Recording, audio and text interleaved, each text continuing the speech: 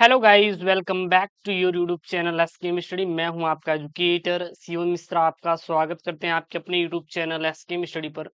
और यहां पर बोर्ड परीक्षा 2025 के लिए, जी हां 2025 के लिए क्लास 12 केमिस्ट्री का हम यहां पे 12 टॉपिक आप बोल सकते हैं, या फिर आप अक्सर इसी को करेजा क्या बोल सकते हैं, आईएमपी क्वेश्चन। जी हाँ, आईएमपी क्वेश्चन। अगर ये सब क्वेश्चन की खास बात देखेंगे ना सर, करेजा पता है क्या है सर, हर साल रिपीटेड है। क्या है? रिपीटेड है, यानी कि रिपीट किए जाते हैं।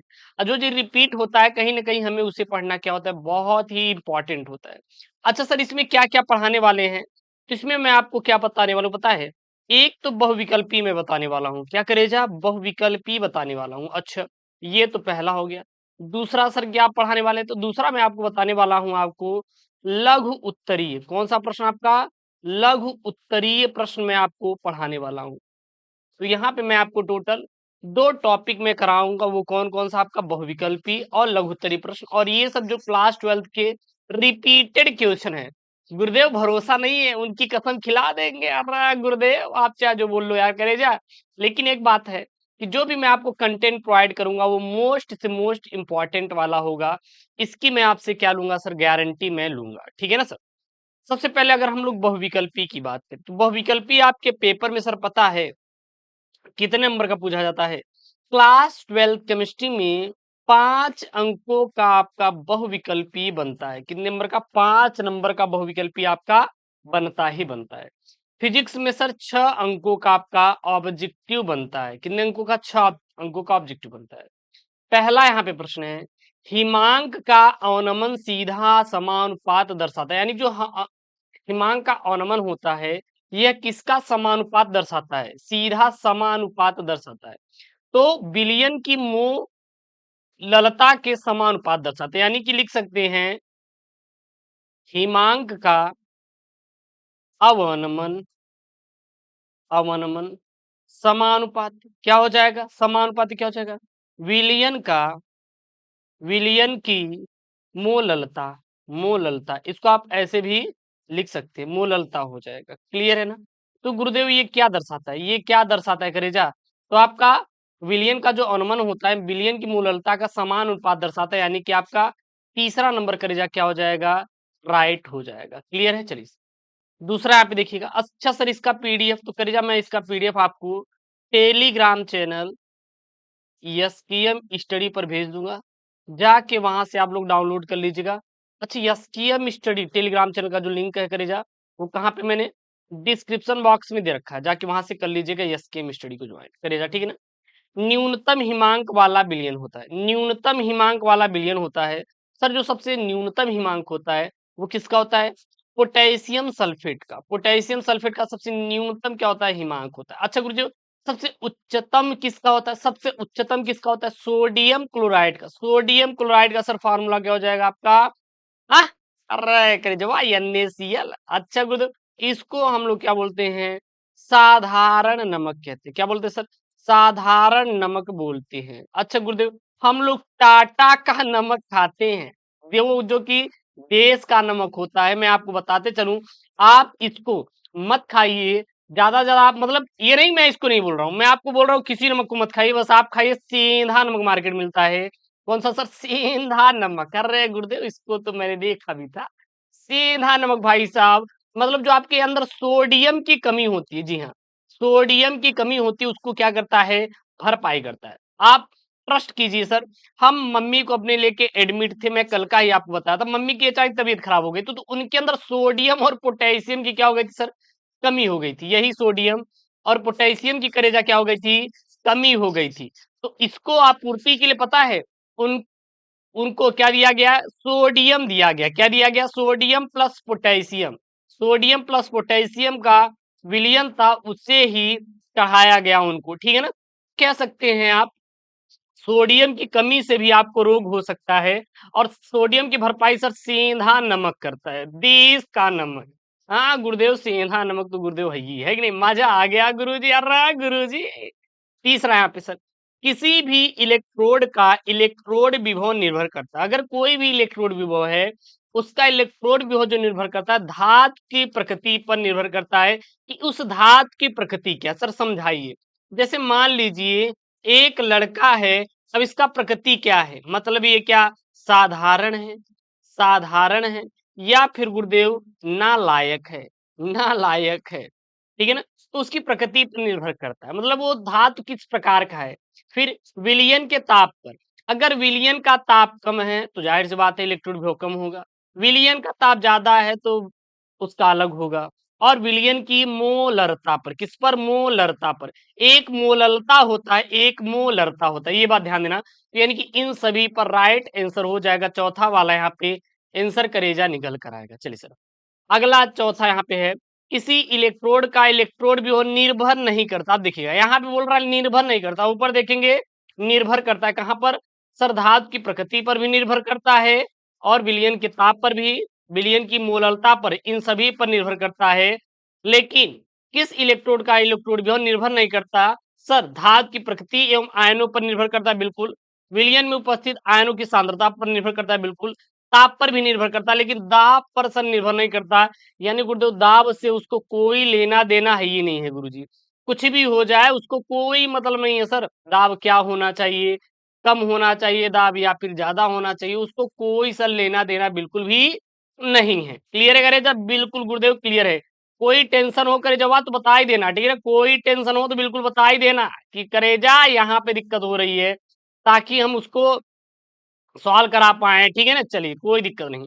अगला सर पांचवा प्रश्न यहाँ पे है, वेग स्थिरांक ताप बढ़ाने पर क्या हो जाएगा। वेग अगर स्थिरांक की बात करें, ताप बढ़ाने पर हमेशा और हमेशा क्या होता है सर, बढ़ता है। अच्छा गुरुदेव, अगर हम घटा दे तो घटाने पर क्या हो जाएगा, तो घटाने पर करेजा हमेशा हमेशा क्या होगा, घटेगा। क्या होगा सर, घटेगा। क्या घटेगा, वेग स्थिरांक। क्या घटेगा सर, वेग, वेग स्थिरांक गुरुजी। क्या गुरुजी, वेग स्थिरांक। तो वेग स्थिरांक का ताप बढ़ाने पर बढ़ेगा, और वेग स्थिरांक अगर हम लोग ताप क्या कर दे सर, घटा दे, क्या कर दे, घटा दे, तो वेग स्थिरांक क्या हो जाएगा, घट जाएगा। तो यहाँ पे आपका वेग स्थिरांक ताप बढ़ाने पर बढ़ जाता है, ताप घटाने पर घट जाता है, ठीक है ना। बाकी ये कोई दिक्कत नहीं है, ठीक है ना। अगर कुछ ना किया जाए तो, अगर कुछ ना किया जाए तो, अगर एग्जामिनर चाचा कोई भी किसी प्रकार से प्रश्न बनाए तो गुरुदेव हम छोड़ेंगे नहीं गुरुदेव, कसम जब आपकी खा चुके हैं तो अब हम क्या ही बोले, तो छोड़ेंगे तो ही नहीं गुरुजी। तो ध्यान देना करिए जवाब, आप क्या बोल देंगे, अपरिवर्तित रहेगा। क्लियर है, बिल्कुल गुरुदेव क्लियर है। चलिए करिए अगला देखिए, अगला देखिए। अब यहाँ पे लघु उत्तरीय प्रश्न। अच्छा गुरुदेव ये कितने नंबर के आते हैं, ये करिए आपके ऊपर निर्भर करते हैं कि आपका मतलब कि पेपर कैसा है। ये आपका 2 अंकों में भी कभी कभी फंस जाते हैं, कभी कभी 3 अंकों के भी ये प्रश्न पेपर में फंस जाते हैं। तो ये आपके दोनों प्रकार से प्रश्न आते हैं, तो ये चीज ध्यान देना, 2 अंकों के भी 3 अंकों के भी। अब आप होता है कि आपका लक कितना आपका काम करता है। अगर आपका लक अच्छा काम किया तो 2 नंबर का आएगा, अगर आपका लक बैड काम किया तो गुरुदेव 3 अंकों में निपटा देगा एग्जामिनर चाचा। पहला प्रश्न, मोलरता को उदाहरण सही समझाइए। मोलरता को उदाहरण सही समझाइए। और यहाँ पे ध्यान देना, ये जो प्रश्न है आपका, ये चैप्टर 1 एंड चैप्टर 2, कौन है सर जी, चैप्टर 1 एंड 2 से ये सारे के सारे मैंने आपके प्रश्नों को लिया है, ठीक ना। चलिए सर, किसी विलयन की मोलरता विलयन के प्रति लीटर में उपस्थित विलेय के मोलों की संख्या है। और जो मोलरता की इकाई होती है, इकाई मतलब गुरुदेव क्या होता है, आप यूनिट बोलिए, क्या बोलिए, यूनिट बोलिए या मात्रक बोलिए। मोल प्रति लीटर होता है, क्या होता है, मोल प्रति लीटर होता है। अच्छा कभी कभी मोल को पता है, मोल लीटर इनवर्स इस प्रकार से भी लिख देंगे, तब ये मोलरता का क्या हो जाएगा गुरुजी, इकाई हो जाएगा। मोलरता का क्या हो जाएगा गुरुजी, इकाई हो जाएगा। तो बात समझ आई गुरुदेव, मोलरता क्या होती है, बात समझ आई नहीं, एक बार कमेंट करके बता देंगे, करे जा रहे गुरुदेव समझ में आ गया, दिमागवा में धस गया गुरुदेव। मोलरता को उदाहरण से समझाइए, मतलब कि मोलरता की परिभाषा करे जा बताना है, उदाहरण बताना है। तो किसी विलयन की मोलरता विलयन के प्रति लीटर में, प्रति लीटर मतलब 1 लीटर में है तो उसके प्रति लीटर में उपस्थित विलेय के मोलों की संख्या है, और उसी को क्या बोलते हैं, मोलरता कहते हैं। मोलरता का जो इकाई होता है मोल प्रति लीटर होता है, मतलब 1 लीटर में कितने मोल हमारे विलेय घुले हैं। 1 लीटर विलयन में कितने विलेय के मोल घुले हुए हैं, मोल प्रति लीटर क्या हो जाएगा, मोलरता हो जाएगा। उदाहरण जैसे 0.2 मोलरता का तात्पर्य है कि विलेय के 0.2 मोल को 1 लीटर विलयन में घोला गया। अगर कहीं पे दिया है, क्या दिया है सर जी, क्या दिया है गुरुदेव, 0.2 मोलरता दिया है, क्या दिया है, 0.2 मोलरता दिया है, तो ये बात समझ के चलिएगा कि 1 लीटर विलयन में 0.2 मोल विलेय को घोला गया है, यानी 0.2 मोल को 1 लीटर विलयन में घोला गया है। ठीक है, चलिए अगला प्रश्न देखिए सर, अगला प्रश्न बढ़ दो यहाँ पे। सर प्रश्नों क्या कह रहा है, आप ये बता दीजिए, मजा आ जाएगा। NaCl विलयन का हिमांक कम होता है तथा जल का अधिक होता है, जबकि NaCl मतलब गुरुदेव क्या है, सोडियम क्लोराइड। ध्यान देना क्या है, सोडियम क्लोराइड है गुरुदेव, सोडियम क्लोराइड है, करेजा सोडियम क्लोराइड है, का क्वथनांक जल से अधिक होता है, ऐसा क्यों भैया, ये रीजन का जो रिपीटेड है तो पेपरवा में छपता है। अगर गुरुदेव छपता है तो आपको छापना है ही नहीं, बिल्कुल गुरु छापेंगे। तो उत्तर क्या लिखेंगे, जब किसी विलेय को जल में घोला जाता है तब वाष्प दाब कम हो जाता है। यानी कि कोई विलेय है, मान लीजिए आप नमक ले लिए, चीनी ले लिए, इसको आप जल में घोल दिए, यानी इनकी विलयन में घोल दिए, तब जो वाष्प दाब होगा वो क्या हो जाएगा, करिजवा कम हो जाएगा। अतः विलयन उच्च ताप पर क्या होता है, उबलता है। अगर अच्छा उबलता कब है, आप किसी पानी को लीजिए किसी पात्र में, आप उसको गर्म करना करेजा शुरू करिए, तो आप देखेंगे तो शुरू में उसमें एक करेजवा उबालो नहीं आएगी, लेकिन बाद में देखबा ना एकदम गुरुदेव चपुआ उबलना शुरू हो जाता है। हथवा डाल देबा ना तब वो का हो जाए गुरुदेव, उबलत रहे, हमसे लेना देना नहीं है, लेकिन गुरुदेव हमारा हाथ उबल तो जाएगा ही जाएगा ना। जबकि कम ताप पर जमता है। अगर हम लोग फ्रीज में रख दें पानी को तो जमने लगेगा ना, पानी जमने लगेगा ना। बस यही कारण है कि NaCl विलयन का हिमांक कम होता है तथा जल का अधिक होता है। यानी कि सबसे कम हिमांक वाला विलयन क्या है गुरुदेव, हमारा NaCl है। सबसे कम वाला क्या है, NaCl है। और जल का क्या होता है, सबसे अधिक होता है हिमांक। अभी यहाँ पे एक प्रश्न बना था, अभी यहाँ पे देखिए न्यूनतम हिमांक वाला विलयन है, न्यूनतम हिमांक वाला विलयन है। सोडियम से भी कम क्या है, पोटेशियम सल्फेट है। तो यही क्वेश्चन बनते हैं सर। अब इससे अधिक सोडियम क्लोराइड होगा ना, इसीलिए कहते हैं सर आप पढ़े रहेंगे ना तो मजा आएगा गुरुदेव, मजा आता है और रिपीट भी होता है प्रश्न। चलिए करे जाओ, प्रश्न नंबर 3 देखिएगा, क्या बोल रहे हैं यहाँ पे, करे जा इलेक्ट्रोड विभव किसे कहते हैं, करे जावा कभी कभी पेपर में देता है, अथवा इलेक्ट्रोड विभव पर संक्षिप्त टिप्पणी लिखला, लिखा करे जावा, लिखा यार लिखा। उत्तर में क्या लिखबो, जब एक धातु को उसके अपने लवण के विलयन में डुबोया जाता है। कोई धातु है, जैसे मान लीजिए यहाँ पे हम लोग मैग्नीशियम की धातु है, इसको मैग्नीशियम सल्फेट के लवण में क्या कर दे, डुबो दे। मतलब कुल मिला के एक लड़का है, किसी लड़के को उसी घर में जमकर पीटो, मतलब समझ में आ रहा है ना। कोई धातु है, मैग्नीशियम धातु है, मैग्नीशियम का मैग्नीशियम सल्फेट एक क्या है, आपका विलयन है, उसी में क्या कर दिया जाए, डुबो दिया जाए। तो धातु विलयन के सापेक्ष धातु के विभव को क्या बोलते हैं, इलेक्ट्रोड विभव कहते हैं। मतलब कि आपको ही आपके घर में लगे हुए टंकी में क्या कर दे, डुबो दे, तो आपके आपके विलयन के सापेक्ष आपका जो टंकी होगा उसे क्या बोलते हैं, विभव का इलेक्ट्रोड विभव कहते हैं। समझ में आया क्या, कर जब बिल्कुल गुरुदेव एकदम दिमकवा में धस गया। अरे गुरुदेव ऐसे ही पढ़ाएंगे ना मजा आ जाएगा, कसम है गुरुदेव उनकी, रिपीटेड है, कसम है उनकी भैया, रिपीटेड क्वेश्चन एकदम छपने वाले हैं, चपुआ वाले हैं भैया, इससे बाहर आने वाला नहीं है, परेशान मत होना यार, इससे बाहर आने वाला नहीं है प्रश्न। चलिए सर, और अच्छा अगर हम लोग सेकंड परिभाषा की बात करें तो सेकंड परिभाषा देना है तो लिख सकते हैं, दूसरे शब्दों में क्या कर कह सकते हैं, इलेक्ट्रोड तथा वैद्युत विभव के मध्य उत्पन्न विभवांतर को इलेक्ट्रोड विभव कहते हैं। अच्छा इलेक्ट्रोड विभव का अगला परिभाषा क्या लिख सकते हैं,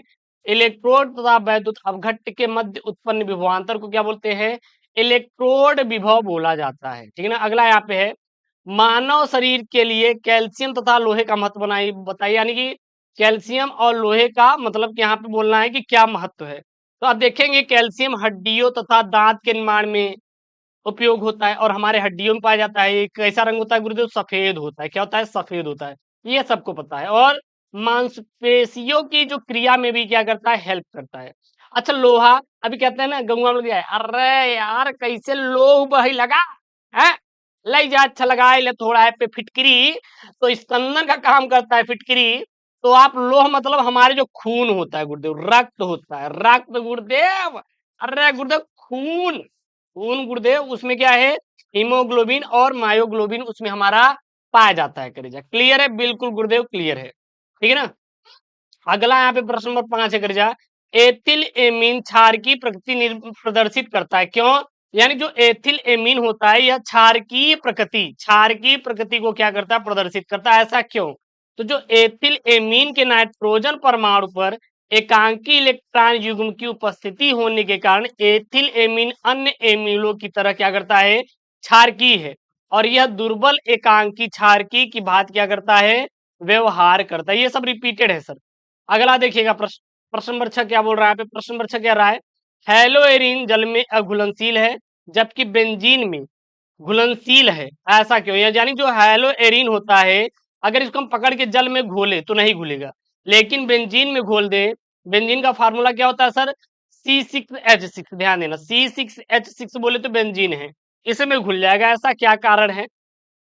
तो हेलोएरिन जल के अणु से हाइड्रोजन आबंध नहीं बनाते और न ही जल में अणुओं के मध्य उपस्थित हाइड्रोजन आबंधों को तोड़ते हैं, अतः हेलोएरिन जल में अघुलनशील है और अधिक मात्रा में हाइड्रोकार्बन होने के कारण हेलोएरिन बेंजीन जैसे विलायक में क्या होता है गुरुदेव, घुलनशील होता है, क्या होता है, घुलनशील होता है। और ये जो मैं आपको बताऊं भैया, ये आपके रिपीटेड है, यहाँ पे देखेंगे तो आपके टोटल कितने बहुविकल्पी मैंने करे जब बता 5, और 5 और छाप के आते लघु उत्तरी टोटल आपके 11 भैया आए करे जवाब। और एक महत्वपूर्ण टॉपिक मैं आपको दे रहा हूँ होमवर्क करने के लिए गुरुदेव, वो क्या है आपका, राउल्ट का नियम पढ़ लेना, राउल्ट का नियम आप लोग तैयार कर लेना और बताइए कि आपने इसको पढ़ा है कि नहीं, ठीक है ना। तो ये आपके है, और जो रिपीटेड थे वही करवाए, बाकी आपको मैं इसका न्यूमेरिकल करवा दूंगा, चिंता मत करना। और हाँ कर जो इसी वीडियो के लिए ना यार चैनल को सब्सक्राइब कर लो चुपके से, और हाँ अपने पड़ोसी के यहाँ जरूर शेयर कर देना गुरुदेव, पड़ोसी से तो झगड़ा हो गया, कोई दिक्कत नहीं, अब उसको भी हम मामला देखेंगे, परेशान मत हो चलिए सर मिलते हैं नेक्स्ट वीडियो में। और हाँ इसका पीडीएफ करेगा जाके टेलीग्राम से डाउनलोड कर लीजिए। ओके दोस्तों, थैंक यू, जय हिंद, टेक केयर, बाय बाय।